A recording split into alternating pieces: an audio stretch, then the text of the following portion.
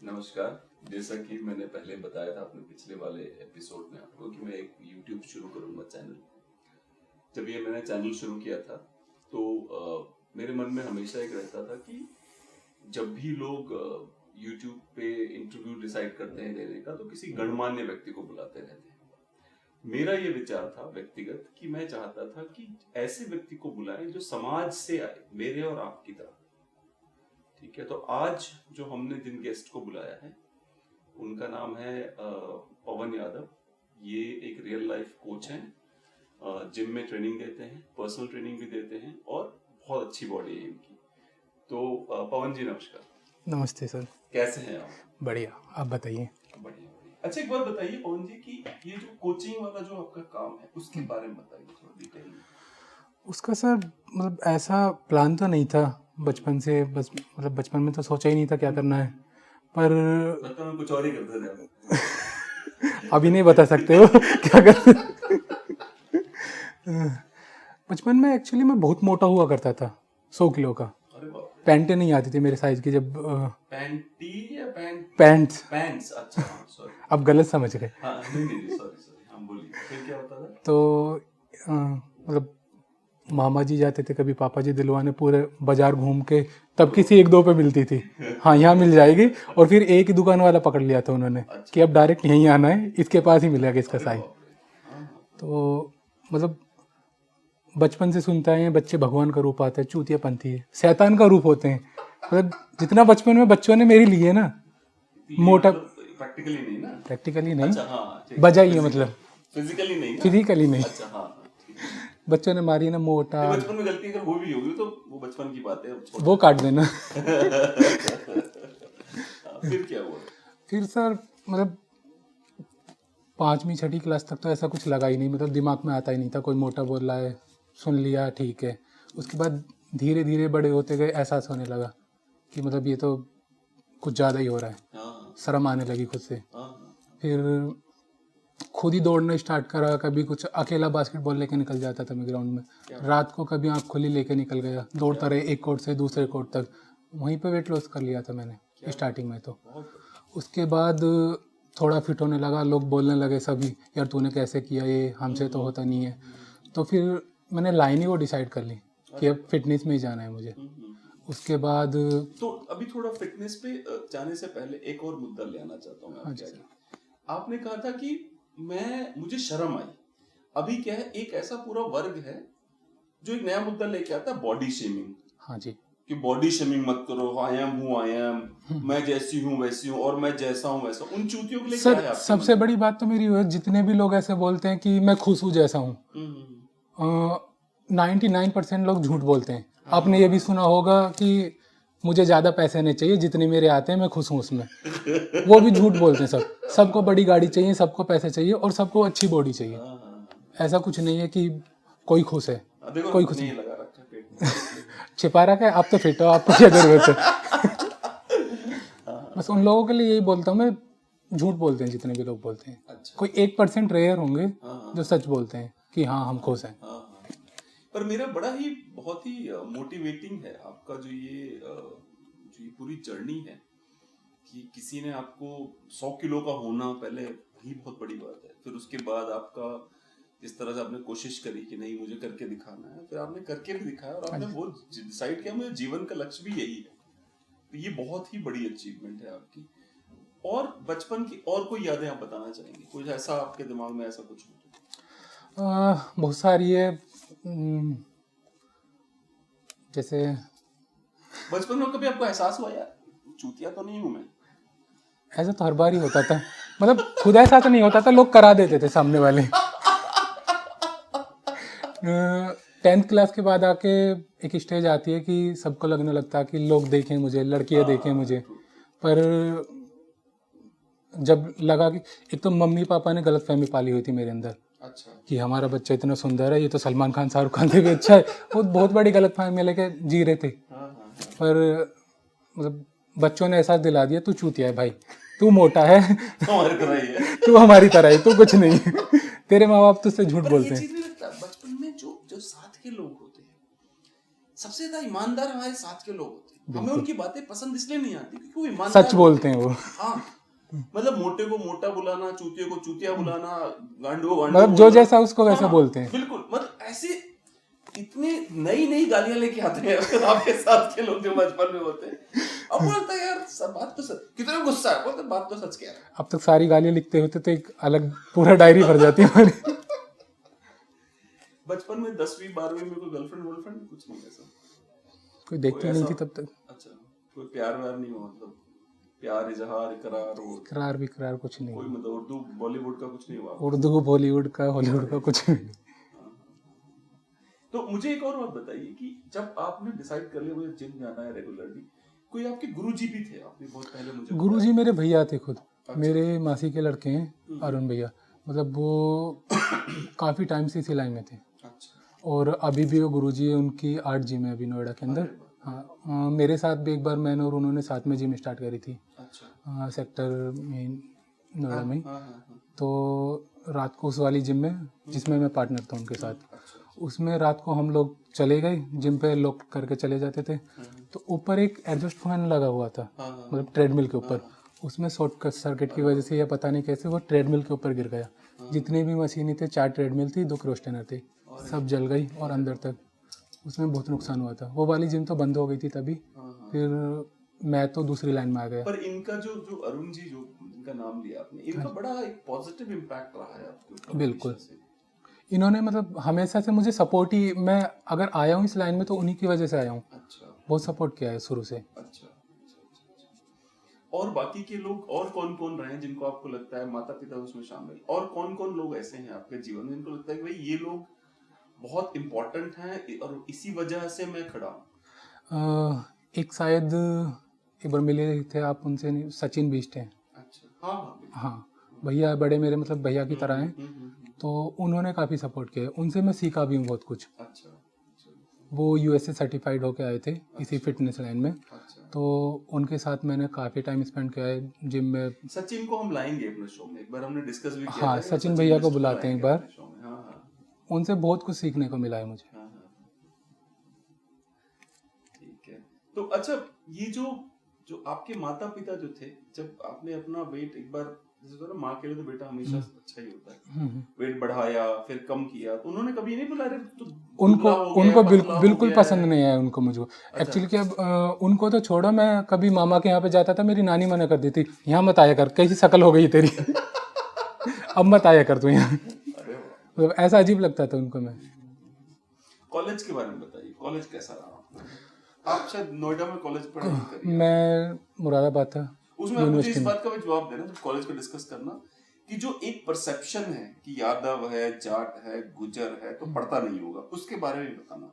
हाँ जी, मतलब वो तो लोगों के दिमाग में रहता है, ये यादव जाट गुजर पढ़ने के लिए नहीं, मस्ती करने के लिए कॉलेज आए हैं या खेती पर करेंगे। जितने लोग मैंने आपके आसपास डॉक्टर देखे जो जेन्युइनली एमबीबीएस या एमडी है, अभी या आपका कुछ अपना भाई है जो लॉयर है, गौरव, तो सारे के सारे लोग अच्छे खासा कर रहे हैं, तो ये इतनी इमेज क्यों वो खराब? सर अभी 4-5 साल से होने लगा है। अच्छा। हाँ, उससे पहले मतलब बहुत बदलाव आया है यहाँ पे लोगों में। हमारे यहाँ एक्चुअली 8-10 साल पहले वही खेती का काम था, पहलवानी का काम था। अच्छा। हाँ, पहलवान ज़्यादा हुआ करते थे लोग। हाँ, और ये जो इल्जाम लगते रहते हैं तरह तरह के, मतलब एक, आई एम सॉरी टू से दिस, बट एक अजीब सा एक साइकी है सोसाइटी वाले जो लोग हैं, या फिर जो जिनको क्या कहा जाता है, अभिजात्य वर्ग जो है, जिनको लगता है हम जो है हम सबसे इंटेलिजेंट सबसे स्मार्ट लोग हैं, और जो जाट है गुजर है वो इडियट है, नहीं वो लड़की ही छेड़ेगा, वो रेपिस्ट ही होगा, वो घटिया ही होगा, इसके बारे में क्या वो सर कहना बिल्कुल गलत है। आप जो भी लोग ऐसे सोचते हैं, एक दोस्त बना के देखें सबसे पहले, यादव जाट गुजर इनमें से, तो आपको समझ में आ जाएगा ये दिल के बहुत अच्छे लोग होते हैं। हाँ, ये इसमें तो कोई दो राय नहीं, मैं तो सचमुच में जानता हूँ, सबको पता है। यही लोग ऐसे हैं जो आपको कभी धोखा नहीं देंगे। हाँ, ईमानदार होते हैं, ईमानदार लोग होते हैं। तो ये इमेज जो इमेज बनी हुई है, ये जो यूनिवर्सल इमेज बनी, उसको ठीक कैसे किया कुछ जाए? लोगों की वजह से बनी हुई है। अब धीरे धीरे, आपने कुछ सालों से नहीं सुना होगा मेरे ख्याल से, 4-5 सालों में बहुत बदलाव हुआ है। अच्छा। मतलब लोग पढ़ाई की तरफ भी जा रहे हैं, डॉक्टर इंजीनियर यादव गुजर जाट सब में से निकल रहे हैं बहुत। हाँ। अच्छा, मुझे और एक जैसे होता है ना कि क्या कहते हैं उसे, आप लोगों के जो परिवार है, जो आप लोगों का कल्चर है, एक तो मुझे बड़ा अजीब सा गर्व होता है आप लोगों के ऊपर, जितने भी यहाँ के आसपास के यादव हैं, चाहे जो जाट लोकल हैं, से चाहे यादव गुर्जर हैं, क्योंकि जितने भी लोग राजा थे यहाँ पे, चाहे वो क्रिश्चियन राजा रहा हो, चाहे मुसलमान राजा रहा हो, उन्होंने कन्वर्ट करने का सबसे पहले कोशिश आप लोगों की आप करी। आसपास के लोगों को किया उसके होगा। बाद भी आप लोग नहीं रहे, लगभग कितना 1000 साल तक आप लोगों ने लड़ाई हाँ जी युद्ध सर। लड़के आप ऐसे कैसे बने हुए, हमारे इसके बारे में क्या कहते बुजुर्गों की मेहरबानी होता। कितना लड़ना पड़ा होगा, बहुत झेला होगा उन्होंने। मुझे नहीं मतलब पता हम तो अंदाजा नहीं लगा सकते, आइडिया भी नहीं, वहां तक पहुंच भी नहीं सकते उन्होंने कितना झेला होगा। पर आप एक बार उनकी बता रहे जगह थे कि बगल में कहीं एक गांव है, जो एक गांव यादव रह गया और एक पूरा गांव कन्वर्ट हो गया हाँ, था। बहुत लोग हैं जो हार मान गए होंगे, या मतलब हमें लगता है उनकी जगह हम होते हम भी शायद हार जाते। हाँ, हाँ। बहुत लड़ने के बाद एक अजीब सा शेर था कि जिनको आन प्यारी थी वो कुर्बान हो गए, जिनको जान प्यारी थी वो मुसलमान हो गए। मतलब मैं किसी धर्म के खिलाफ नहीं हूँ, मैं केवल ऐसे शेर पढ़ रहा हूँ। अच्छा, और अभी अगर मैं करंट बात करूँ अभी के लिए, तो अभी आप डाइट के बारे में अगर आप बताना चाहें कुछ, किस तरह की डाइट करनी चाहिए, क्योंकि मैं कई बार देखता हूँ कि जिम के लिए जैसे ही नाम लो तो डाइट ऐसे स्ट्रिक्ट कर दी जाती है। डाइट का सर मतलब इतना छोटा टॉपिक नहीं है कि थोड़ी देर में उसको बता जाए। फिर भी कोशिश करें सबकी हमारे बॉडी दर्शक अगर इनको बताना चाहें हम सबकी थोड़ा सा। बॉडी के लिए अलग तरीके की डाइट है। अगर कोई बंदा, कोई कॉलेज का बच्चा है, वो बस अच्छे से खाए पिए, बाहर का ना खाए उल्टा सीधा, जो भी खा रहे हैं, जो घर पे बन रहा है, दाल चावल रोटी, काफी अच्छे से पूरा न्यूट्रिशन उनमें, प्रोटीन कार्ब सब चीज है। उसमें भी काम घर चल जाएगा। हाँ, घर का बना खाना खाए, बाहर का ना खाए, जो भी उल्टा सीधा बर्गर पिज्जा, मेटाबॉलिज्म से काम हो जाएगा। मेटाबॉलिज्म भी कम हो जाएगा। अगर जो लोग बॉडी बिल्डिंग कर रहे हैं, उनके सबकी बॉडी के टाइप के ऊपर डाइट होती है। अच्छा, उनका क्या, उनके बारे में क्या कहोगे आप? जैसे जो एक कुत्ते टाइप के लोग आते हैं, बोलते हैं सर मेरे को 3 महीने में आपकी 3 महीने body बना आपके जैसे। उनके बारे में क्या कहना चाहेंगे? उनके बारे में क्योंकि मैं भी कई बार देख चुका हूँ, वो लोग आते हैं सर मेरे को 3 महीने में, मेरी बॉडी ना सर, मेरी बॉडी बहुत अच्छी है, मैं कल मेरे को 3 महीना दे दो बस, बॉडी बन, आप जैसी बॉडी बन जाएगी। उनको 3 साल में भी नहीं होता उनका कुछ। अच्छा, एक और बताइए, जिम आप भी रेगुलर जाते हैं, मैं भी जाता हूँ, उन लोगों के बारे में आप क्या कहना चाहेंगे जो जिम में तो रोज जा रहे हैं और मोटे होते जा रहे हैं, उनके बारे में क्या कहेंगे आप? वो ये कि वो सोचते हैं कि जिम में आके हमने इतनी मेहनत करी, अब तो हम कुछ भी फ्रीडम मिल गई खाने की, आराम से खा सकते हैं, कुछ भी जाके खा लेते, जितना बर्न कर रहे हो आप उससे ज्यादा खा ले रहे हो, तो फिर क्या होगा? मैंने भी देखा, मतलब एक पता नहीं कौन, नाम तो नहीं लूंगा मैं क्योंकि अच्छे लोग हैं भाई, वो बंदा जिम के अंदर आके और मोटा हो गया।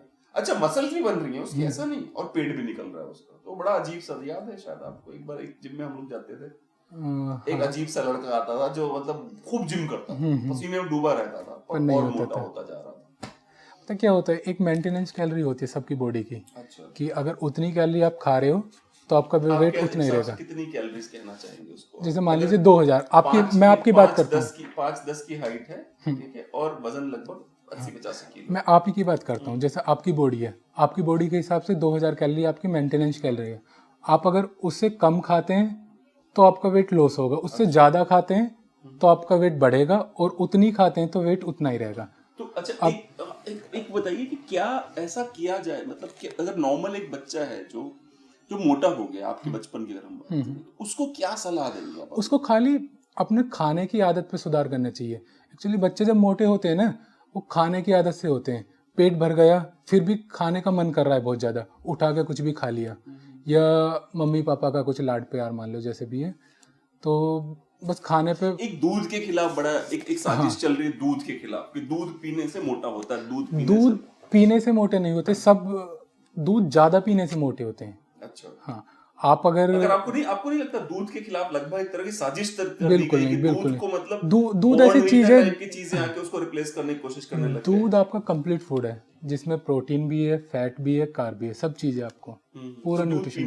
दूध पीना चाहिए जिसको अगर एलर्जी ना हो। हाँ, जिसको एलर्जी ना हो, 1 गिलास तो आदमी पी सकता है। अच्छा, पहले तो अपने दादाजी के बारे में बताइए। मैंने आपके दादाजी के बारे में बड़ी कहानियां सुनी, आप बड़े ही क्रांतिकारी व्यक्ति। दादाजी को मेरा मन करता है मैं जिंदा करके ले आऊं तो आपको जरूर मिलवाऊंगा। अच्छा, हाँ, मतलब दादाजी से खुला दिल का आदमी मैं आज तक मैं किसी से नहीं मिला। उनकी मैं ही नहीं, जो भी लोग उनसे मिले सब तारीफ करते हैं उनके। अच्छा, मतलब मस्त मोल आते हैं। मतलब अगर उम्र का उनके उम्र से कोई लेना देना उम्र नहीं का है, उनके अगर विचारों से कोई लेना देना विचार नहीं है। उम्र से कोई लेना मतलब देना। उनको अगर मिल जाए अगर तो मिल जाए, बात खत्म। अगर उनके पास 10 साल का बच्चा जा रहा है तो वो 10 साल के बच्चे बन जाएंगे, हाँ, हाँ, हाँ। 18 साल का लड़का जा रहा है तो वो लड़का बन जाएंगे, कोई बुजुर्ग जा रहा है तो वो वैसी बात करेंगे नहीं, फिर। फिर तो बनती नहीं। और दादाजी को मतलब मौका मिलता, दादाजी मतलब छोड़ते नहीं थे, हाँ। मतलब एक एक वो था ना उनके बारे में, चंद बरदाई थे उनके, पृथ्वीराज चौहान के वो थे जो कविता लिखते थे।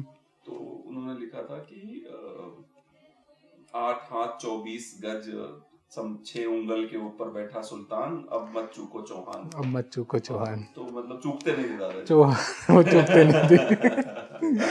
परफेक्ट होता है इनका। अपने परिवार के बारे में आप बताइए, आपकी फैमिली में कौन कौन? फैमिली में सर बचपन में तो जॉइंट फैमिली थी, मतलब चाचा ताऊ, बहुत बड़ा परिवार था, सब साथ में ही रहते थे।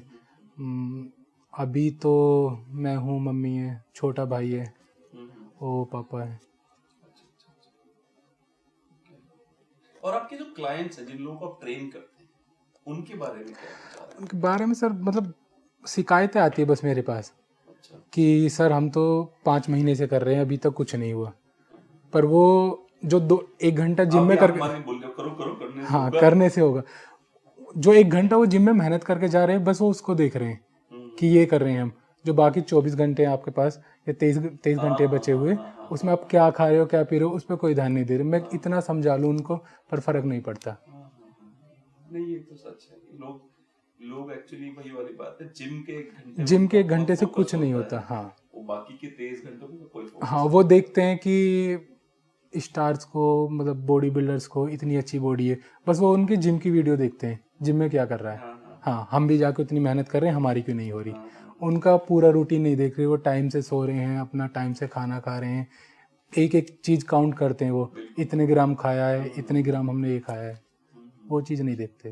तो ये जो क्लाइंट्स को क्या सलाह क्या देना चाहेंगे आप? मतलब इनकी माँ की आंख, क्या क्या बोलना चाहेंगे? नहीं, बस यही बोलना चाहूँगा, बस ये मत देखिए कि 1 घंटे में कराने आ रहा हूँ आपको, आप कर रहे हो मेरे किसी पास क्लाइंट को देख के आप बोलोगे अबे घंटो ढंग से कर ले यार, मतलब यार दिमाग खराब है तेरा।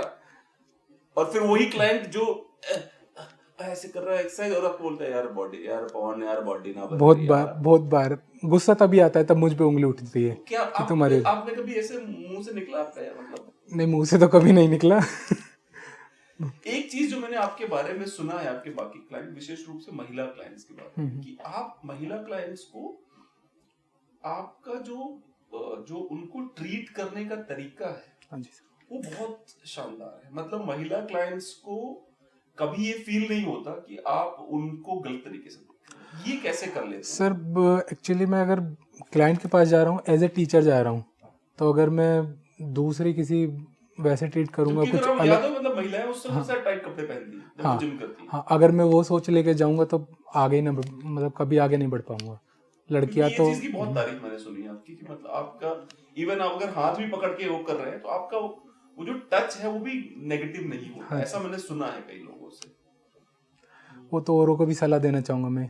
अगर जिम में कोई लड़की आ रही है, आपकी कोई क्लाइंट है, तो एज ए स्टूडेंट उसको देखो। अच्छा, एक और बात बताइए, जिम के अंदर जो लड़कियां आती हैं, जो लड़कियां जिम के अंदर आती हैं, अब जैसे अमेरिका में एक नया चल रहा है कि लड़कियां वीडियो डाल रही हैं कि देखो ये घूर रहा है मुझे, वो घूर रहा है मुझे, ऐसे कर रहा है मुझे, वैसे कर रहा है, चुपचाप से वीडियो बना के डाल देती हैं। अमेरिका में क्या हो रहा है कि लोगों ने, जैसे लड़की ने उठा लिया जोश जोश में 100 किलो कंधे पे लेग्स करने के लिए, अब भैया उठ के बैठी, उसे उठाई नहीं जा रहा। तो इंडिया में तो कम से कम जो ट्रेनर है वही भाग के जाता है, बाकी बच्चे भी जाते हैं। अमेरिका में कोई नहीं जाता। क्यों नहीं? वहां पे क्योंकि महिलाओं ने करा कि उन्होंने इतनी इमेज खराब करी पुरुषों की, तो वो डरते हैं उनसे, भैया अभी मैं उठाने जाऊंगा, पता चला बोले कि देखो गलत तरीके से टच कर रहा है मुझे।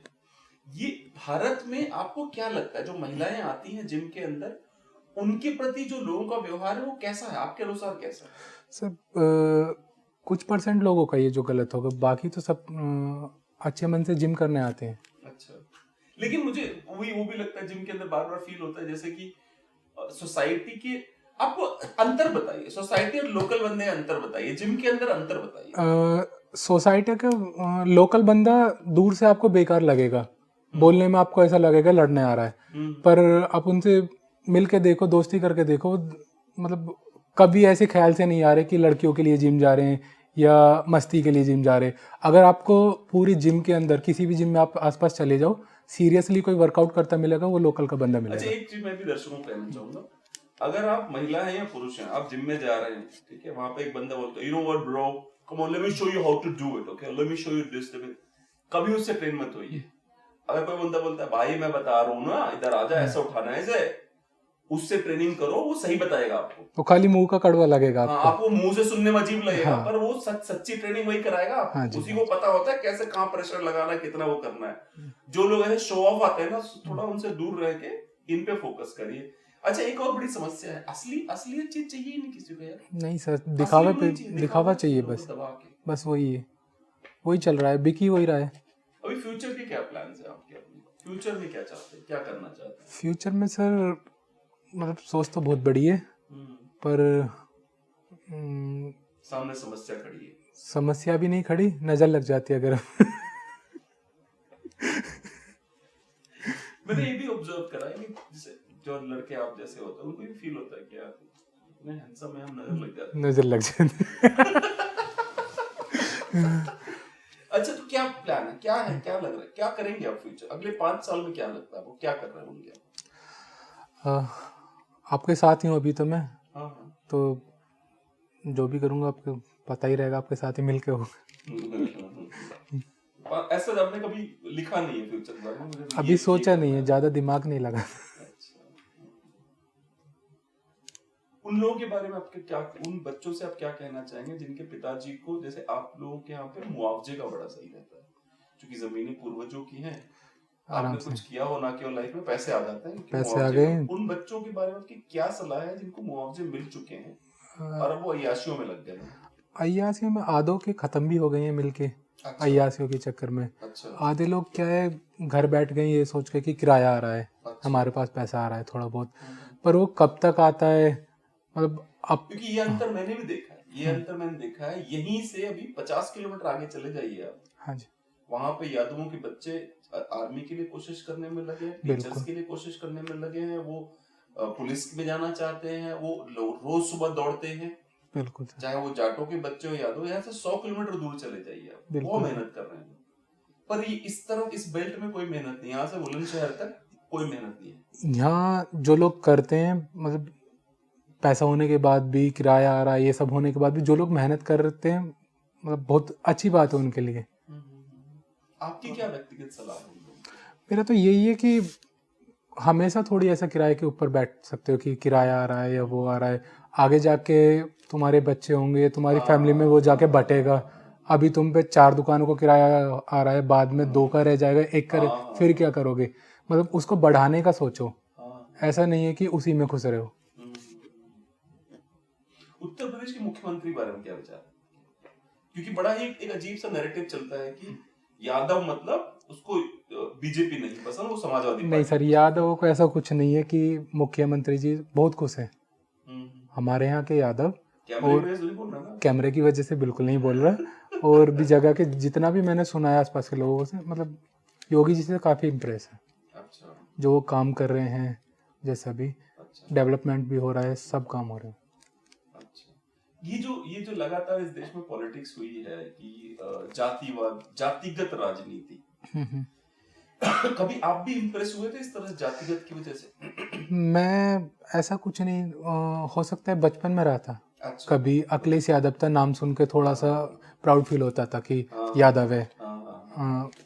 पर बाद में जैसे अखिलेश यादव जी का एक पैटर्न है, मतलब अगर मुसलमान यादव में से चूज करना है तो पहले हिंदू, बाकी हिंदुओं में पहले चूज करना तो यादव, और मुसलमान यादव में चूज करना तो मुसलमान पहले। ये है उनका थोड़ा सा पैटर्न चलता है उनको, उनके दिमाग में ये था कि ये तो है ही अपने, जो नहीं उनको ले लेते हैं पहले। पर शायद बाबा जी ने तो काफी लोगों की पॉलिटिक्स खत्म कर दी, काफी लोगों को उन्होंने घर बिठा दिया। सबसे बड़ा उदाहरण है बहन मायावती, जिन्होंने नोएडा के लिए, आप लोग बता रहे थे, बहुत किया उन्होंने, बहुत किया।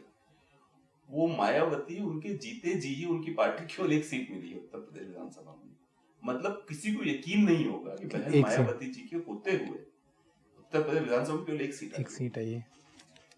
पर मुझे ऐसा लगता है बहन मायावती जी को आजकल राजनीति करनी भी नहीं, वो पता नहीं उनका पहले इंटरेस्ट ही वाले खत्म हो उनके गया है। हार नहीं रहे, वो मन ही नहीं करता इस बार तो इलेक्शन में वो निकली भी नहीं घर से बाहर, ऐसा लगता है। हाँ हाँ, पर मैं एक बात कहूंगा भाई, देखो मैं राजपूत हूँ जाति से, बहुत लोग मुझसे उम्मीद होगी कि मैं जातिगत बकवास करूं, लेकिन मायावती जी से मैं इम्प्रेस रहता हूँ। नहीं, काम अच्छे किए तो उन्होंने। मायावती से मैं इम्प्रेस रहता हूँ। जाति की बात नहीं है, मतलब मुझे, मैं बता रहा हूँ, इंदिरा गांधी के बाद अगर देश में कोई मर्द था तो मायावती थी, जिसने बड़े बड़े गुंडों को उनकी औकात दिखा दी थी, चाहे वो किसी भी जाति धर्म के थे। पुलिस प्रशासन अच्छे से काम करता था, या तो योगी जी के राज में कर रहा है या फिर मायावती के राज में किया था। और क्या कहते हैं उसे, और एक सवाल बहुत इम्पोर्टेंट, मोदी जी के बारे में क्या अच्छा? मोदी जी के तो सर भाई है वो तो, अपने उनकी क्या बात करें। एक मैं वीडियो देख रहा था, उसमें लिखा था कि एक व्यक्ति कहता है, अरे वो तुम्हारे प्रधानमंत्री हैं, तो जो जिस बंदे से वो कह रहा होता है, वो कहता है मेरे नहीं प्रधानमंत्री, बाप है बाप, और तुम्हारे भी बाप हैं। बड़ा सही कहता, मेरे तो बाप है ही हैं, तुम्हारे भी बाप हैं वो। तो ये है कि बहुत अच्छा लगा मुझे आपसे बातचीत करके, it was very nice talking to mister Yadav. मैं तो रास्ते में ही सोचता आ रहा था आपके, मतलब मजा आएगा आपके साथ बैठ के। मैंने पहले भी कहा था कि मेरा हमेशा यही विचार रहा है कि मैं जब भी कोई भी इस तरह से कार्यक्रम करूंगा तो उसमें मैं कभी भी पूरी कोशिश करूंगा कि या तो उन लोगों से बातचीत करूंगा जो साधारण जनता है, मेरे और आप जैसे, और अगर मैं सेलिब्रिटी किसी को बुलाऊंगा, किसी गणमान्य व्यक्ति को बुलाऊंगा, तो वही होगा जो साधारण जनता के बीच से आता है, बिल्कुल टिपिकल आदमी। तो आप अगर मेरे शो में देखेंगे तो हो सकता है एक बार को मेरे शो में वो व्यक्ति जरूर आ जाए जो बिल्कुल साधारण जनता से ऊपर उठ के बड़ा राजनीतिज्ञ बन गया है, और वो कभी नहीं मिलेगा आपको कि पहले से पिताजी राजनीति में थे तो इसलिए बेटा। हमारा एक सवाल था आपसे, पूछिए। मतलब हमें लगता है कुछ दिनों में आप ही सेलिब्रिटी बन जाओगे बड़े।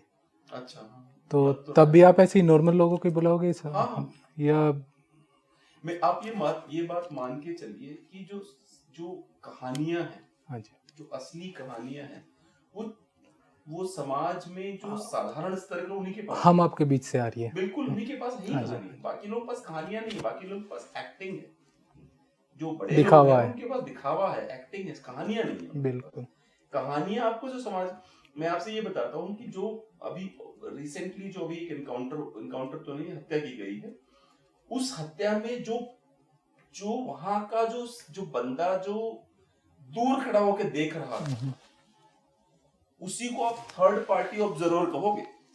वो आपको सच बताएगा कि पुलिस ने ये किया, कैमरा वाले ये कर रहे थे, और जो जिसको आतंकवादी को मारा गया वो ये कर रहा था, वो बताएगा आपको सच, क्योंकि ना उससे कोई मतलब है, और वो केवल न्यूट्रल पार्टी की तरह देख रहा था।